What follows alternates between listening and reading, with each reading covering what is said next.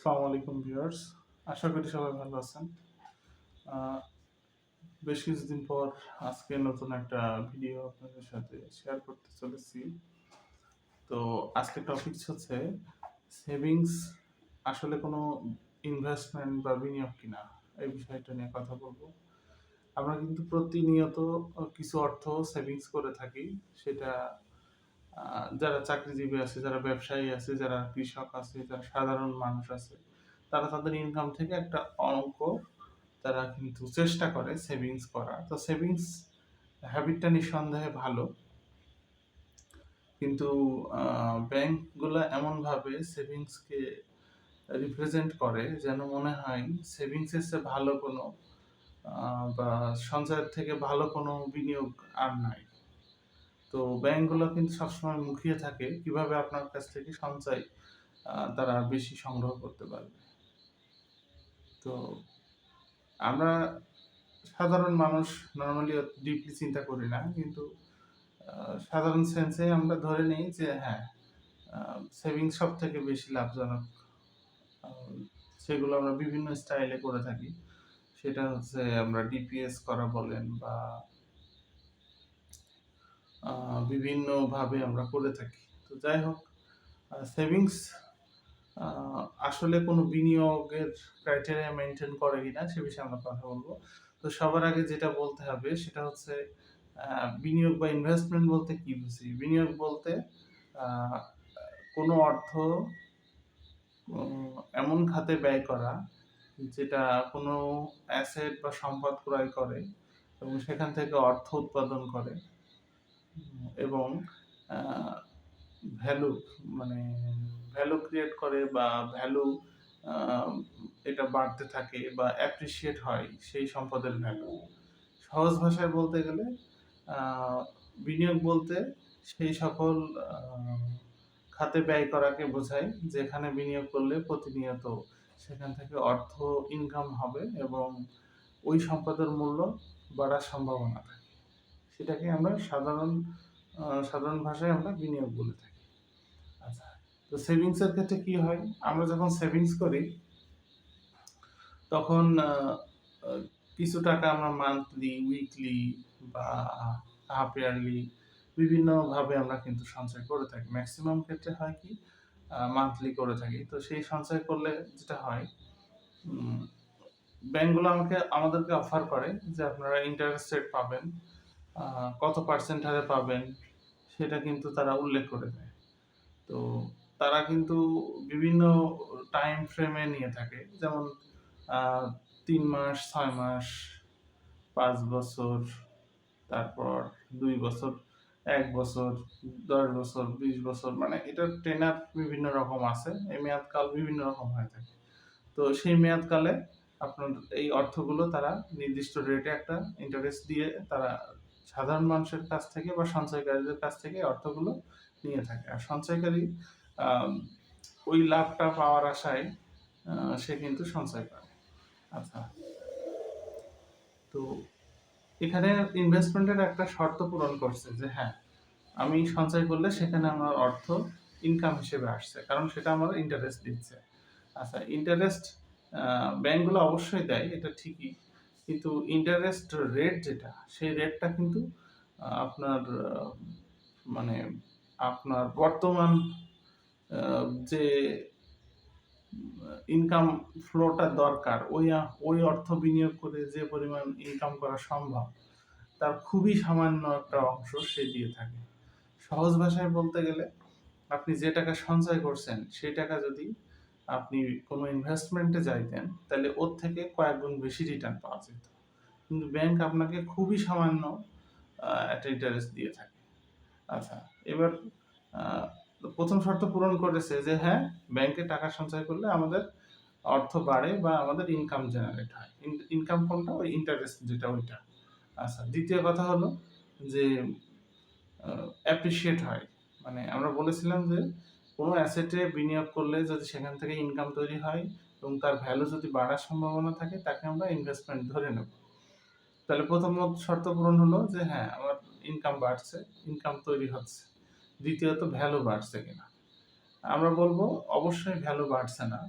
এর প্রধান কারণ হচ্ছে প্রত্যেকটা দেশে কিন্তু ইনফ্লেশন নামক বা মুদ্রাস্ফীতি নামক এক ধরনের অর্থনৈতিক কথা চালু আছে বা এটার উপস্থিতি আছে। ইনফ্লেশন সম্পর্কে একটু বেসিক ধারণা দিয়ে থাকি। সেটা অন্য একটা ভিডিও করব ইনফ্লেশন আর ডিটেইলস। বাট আমরা যেটা বোঝাতে চাচ্ছি যে অর্থের ক্রয় ক্ষমতা কমে যাওয়া। ধরেন ৳৫ যে জিনিসটা পাওয়া যেত আ ২ বছর আগে, বর্তমানে এসে কিন্তু ৳৫ সেই জিনিসটা আর পাওয়া যাচ্ছে না। সেটা কিন্তু ৳৮ টা ৳১০ হয়ে যাচ্ছে। এর অর্থ হলো যে অর্থের ক্রয় ক্ষমতা কমে গেছে। তো এইটা যেটা হয় যে প্রত্যেকটা ইকোনমিতে ইনফ্লেশন রেট কিন্তু আপনার অনেক হাই থাকে। বাংলাদেশের ক্ষেত্রে যেটা হয়, ইনফ্লেশন রেট সরকার 6 to 10% এর মধ্যে রাখার একটা ঘোষণা দেয় বা তারা সেটা ডিক্লেয়ার করে। কিন্তু অ্যাকচুয়ালি কিন্তু ইন্টারেস্ট রেট তার থেকে অনেক বেশি। সেটা বেশি আ কিন্তু সেটা অফিসিয়ালি প্রকাশ করা হয় না যেটা বেশি। কারণ আপনি নিত্য প্রয়োজনীয় হোক আর যেকোনো জিনিস ক্রয় করতে গেলে খেয়াল করবেন যে আগে ৳১,০০০ যেটা হতো এখন কিন্তু আর ৳১,০০০ আ ৪ ভাগের ১ ভাগ জিনিস হয়। তাহলে আপনিই বলেন কত পার্সেন্ট ইনফ্লেশন হয়েছে?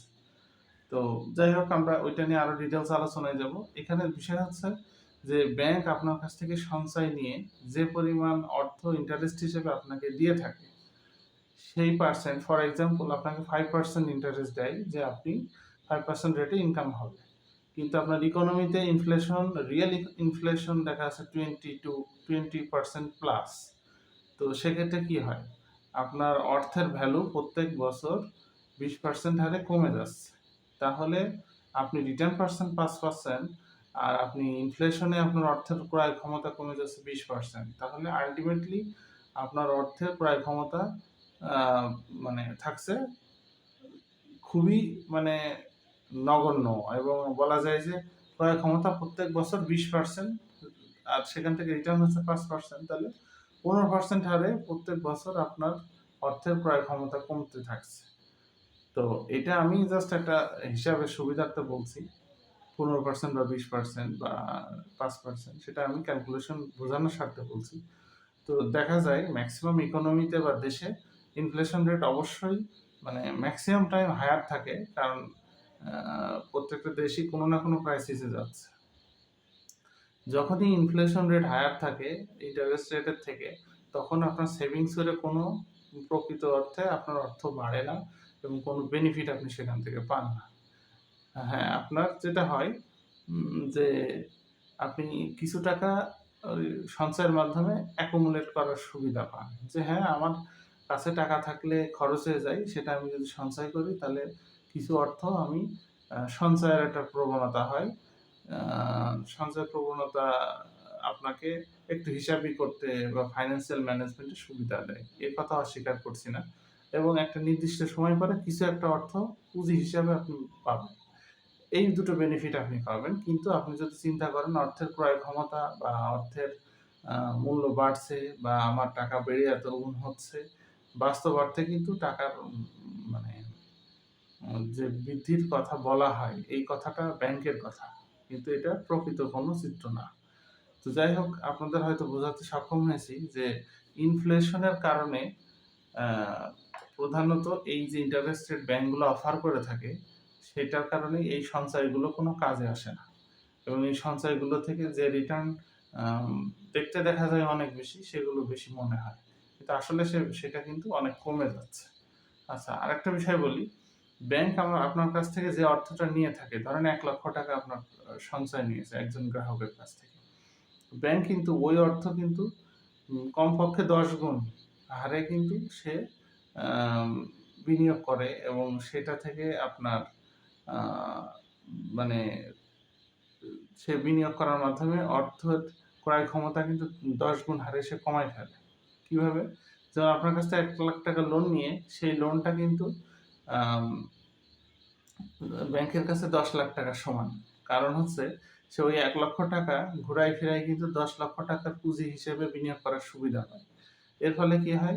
আপনার টাকার অর্থের যে মানে ক্রয় ক্ষমতা এবং যে ভ্যালু সেটা কিন্তু 10 টাইমস কমে যায়। এই কথাগুলো ব্যাংক কখনোই বলবে না বা অর্থনীতিবিদরা কখনো বলার চেষ্টা করে না। কারণ এখানে অনেক ব্যাপার-স্যাপার রয়েছে যেগুলো আ মানে পাবলিকলি ডিসক্লোজ করে না তারা। তো যাই হোক, আজকের ভিডিও এই পর্যন্তই। তো আমাদের সারসংক্ষেপ হচ্ছে, সঞ্চয় আপনার ভিতরে একটা সঞ্চয়ের বা মূলধন গঠনের বা মানি ম্যানেজমেন্টের একটা প্রবণতা তৈরি করে। আপনার প্রেজেন্ট কনজাম্পশনকে কন্ট্রোল করে এবং ভবিষ্যতে একটা টাকা এক জায়গায় আকারে এটা পান। এটা পুঁজি হিসেবে কাজে দিবে, এটা ঠিক আছে। বাট আপনার অর্থ আপনি যেভাবে ভাবেন ঠিক সেইভাবে কিন্তু অর্থ বৃদ্ধি করে না। বরং সময়ের সাথে, সাথে ইনফ্লেশন বাড়তেই থাকে। আর সময়ের সাথে, সাথে আপনার ভ্যালু টাকার যে ক্রয় ক্ষমতা সেটা কমতেই থাকে। সো আল্টিমেটলি কোনো বেনিফিট আপনি সেখান থেকে পান না। তো ভিউয়ার্স, এইজন্য আমরা বলি সেভারস আর দ্য লুজার্স। তো সেভিং করে বড়লোক হওয়া, সেভিং করে অর্থ বেশি করার এই চিন্তাভাবনা মানে খুব বেশি বুদ্ধিমানের না। তো সেটা আপনারা যাচাই-বাছাই করতে পারেন। Thank you.